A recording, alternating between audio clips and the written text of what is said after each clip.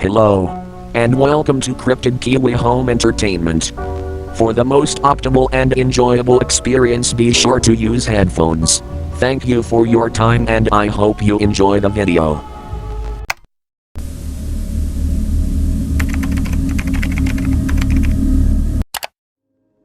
I have always been vastly in love with video games, ever since I got my first real console. See, I had a few consoles beforehand, such as the GameCube, but this was shared amongst the household and anyone in my family could use it. Finally, I would lay my hands upon a console I could claim as my own, the PlayStation 3. I was really into the original Call of Duty, Modern Warfare, and COD Ghost.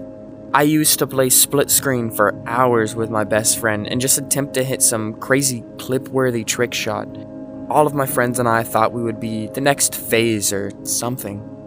But after trick shots eventually grew boring, we would end up playing some form of hide and seek. COD Ghost is still one of the more hated titles, and while I completely disagree, COD Ghost is my personal favorite title. I can somewhat understand the hatred. However, this video is about the Out of Bounds and not my personal, undying love for Call of Duty Ghost.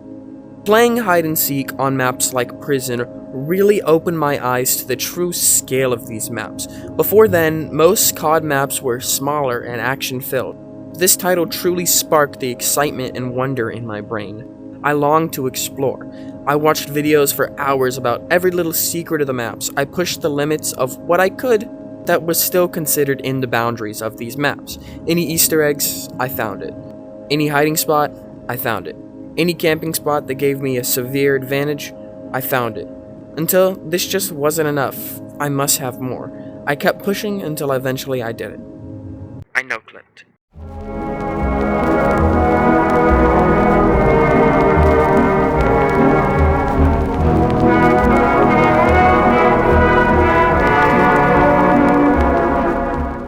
My first time no-clipping was something to say the least. Being around 11, I began to freak out and panic, thinking that I'd accidentally made my way into some Call of Duty horror game. See, COD had horror titles such as COD Zombies, but it never really scared me. It was just a wave shooter that got progressively harder throughout. And of course, the zombies were designed to be scary. But why didn't they scare me? No clipping was the first genuine fear COD had instilled in me, and it was completely unintentional. After logging off and breathing a little, natural human curiosity would demand me back. The day after my initial shock, I would return, stuffed animal in hand, and no clip once more. Once again, the eerie feeling struck my soul. I am not supposed to be here. So, why am I here? Pushing past this emotional barrier, I began to admire the designs no one was intended to stumble upon. The reality created out of the aspects left behind from this intended playspace. After this fear came fascination, then fixation. I had an entirely new reality that demanded my boots leave their mark.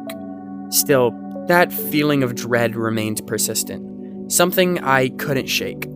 A silent voice that screamed I returned back to the intended playspace. I never truly understood why this was. No entity, hostile or passive, was present for me to have room for this fear.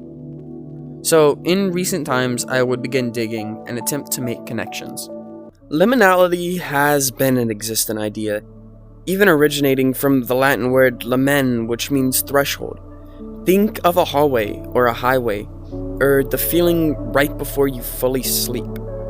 These points are common thresholds in life, and I would argue instill the same feeling as the out of bounds.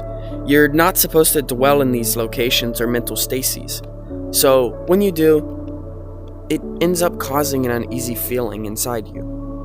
Though liminality has a much deeper definition, I will not be getting into it until my full video on liminality drops. As it stands right now, I will simply be using the subsurface definition of liminality to make mental connections on how liminality as a whole connects to the thought of the out of bounds. Allow me to step back. Video games, no matter how unreal they may seem, are created, planned, and designed by people who dwell in our reality. This often means that video games reflect real-world topics, environments, or ideas. One huge difference is apparent, though. Unlike our reality, a reality in which everything we see has purpose, no matter how small, and nothing has boundaries. Imagine a school. With proper authorization, everything inside that school is accessible and meant to be so. You are meant to go into every classroom, office, closet, or bathroom. All of these are created for the purpose of being seen. Even hallways, which feel liminal, are still intended to be seen, even if just for a short time. The out of bounds are simply just that.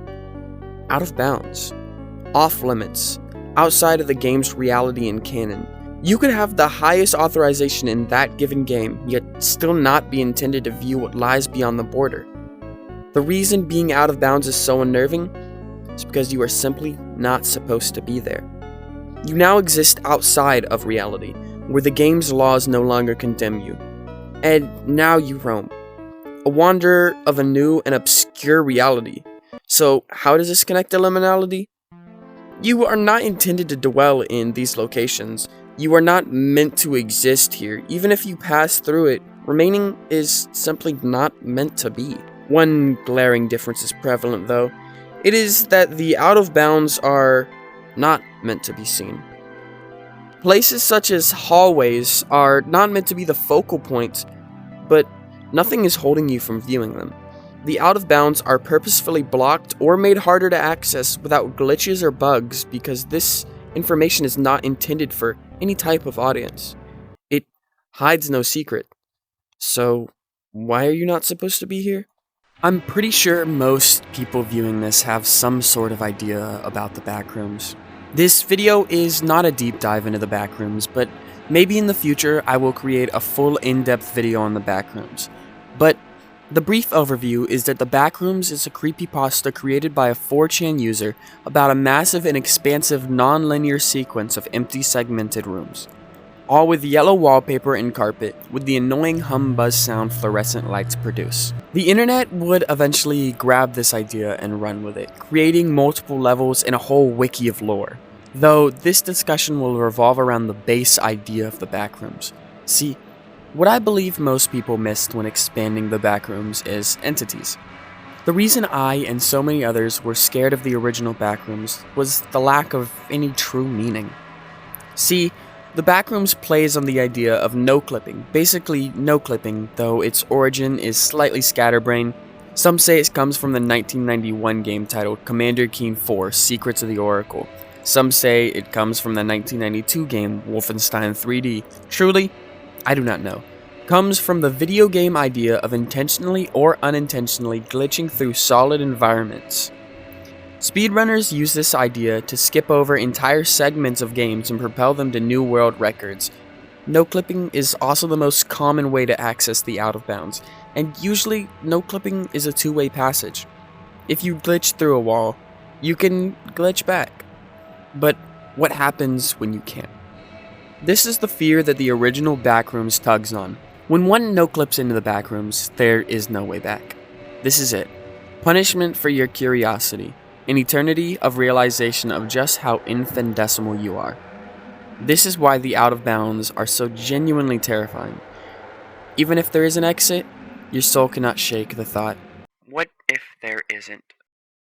So, we have a significant idea about what makes the out of bounds so unnerving. But allow me to open your eyes slightly more and add more definition to the already towering pancake stack of reason. Provide phobias the out of bounds inadvertently pull on. Google describes agnosiaphobia as the fear of not knowing. When I originally stumbled upon this reality outside of reality, I was instantly struck with how little I truly knew about this game I love oh so much. This entire environment was foreign to me. I had been playing consistently for what seemed like weeks, yet knew nothing that stood in front of me. The brain naturally places risk into places in which we cannot gather enough information to counteract the premeditated notion of danger. And because of this, the entirety of what I was viewing was new and everything felt dangerous. But even as I explored, learned more about this environment, it still did not change. I gathered the information to prove no risk existed. So why do I feel like it does? This fear would remain active for some time before shifting into a much more brutal fear. Isolophobia, or the fear of being alone and abandoned. After exploring majority of the out of bounds, this fear would begin to set into me.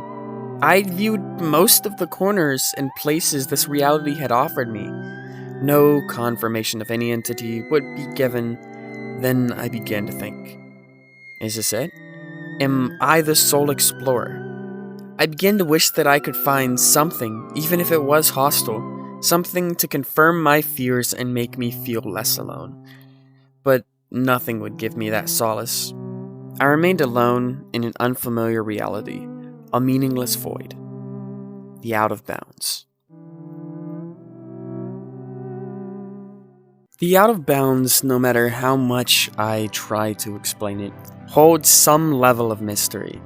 It's natural for humans to attempt to enforce meaning into everything we contact, but maybe I need to step back. View the out of bounds from how they wish to be viewed. But that's the thing. The out of bounds demand zero audience. They would exist even if no eyes lie upon it. This entire video was me simply trying to explain the out of bounds, but what if that's my issue? What if the out of bounds demand no meaning because it itself is meaningless, trying to draw conclusions to an inconclusive reality? Avoid the needs no explanation because it has no explanation. Or maybe I'm just a weird kid with a draw to stuff like this. Anyways, see y'all later.